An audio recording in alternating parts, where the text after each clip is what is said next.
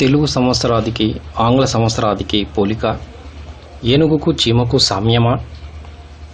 తెలుగు తల్లి ముద్దు బిడ్డలారా, తల్లిలాంటి మన సంస్కృతిలోని మంచిని గ్రహించండి, గౌరవించండి, నిజానిజాలు చూడండి.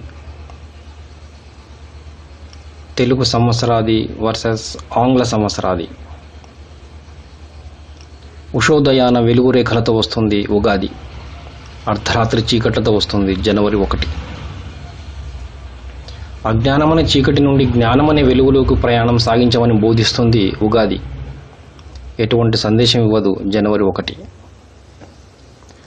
ఉగాది నాడు ప్రకృతి వెచ్చగా, మనిషి ఉత్సాహంగా ఉంటాడు. జనవరి 1 ప్రకృతి మంచుతో, మనిషి బద్ధకంతో ఉంటాడు.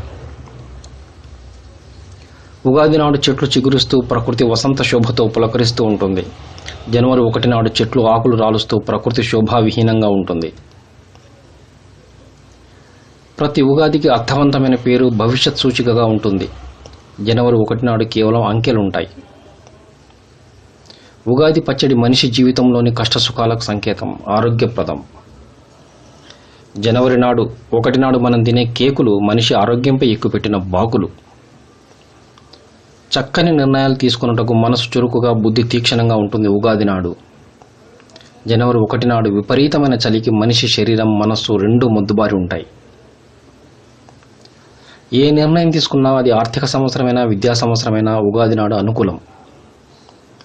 ఏ నిర్ణయం తీసుకోవాలన్నా ఇబ్బంది, తేదీ ఎటు కాకుండా ఉంటుంది జనవరి 1కి. పవిత్ర భావనలతో దైవదర్శనం చేసుకుంటారు, పంచాంగ శ్రవణం చేస్తారు ఉగాది నాడు. జనవరి 1 నాడు మద్యం మత్తులో వెర్రికేకలు వేస్తూ అర్ధరాత్రి రోడ్లపై తిరుగుతారు. ఓ యువత, ఇకనైనా కళ్ళు తెరు. అర్థవంతమైన, సంస్కారవంతమైన, ప్రకృతితో ముడిపడిన మన సంస్కృతి పట్ల విదేశీయులే ఆకర్షితులవుతుంటే మీ పయనం ఎటు? సత్యద్రష్టలైన మన ఋషులు మనకు అందించిన ఆచార వ్యవహారాలు మన ఆరోగ్యానికి, ఆధ్యాత్మిక ఉన్నతికి, మనోవికాసానికి దోహదపరిచేవిగా ఉంటాయి. రేపటి భారత ఆశాజ్యోతులు మీరు. మన సంస్కృతి ఔన్నత్యాన్ని మీరే గ్రహించకపోతే మన జాతి భవిష్యత్తు ప్రశ్నార్థకం కాదా? మన ప్రతి ఆచారం వెనుక ఎన్నో అద్భుత విశేషాలు దాగి ఉన్నాయి.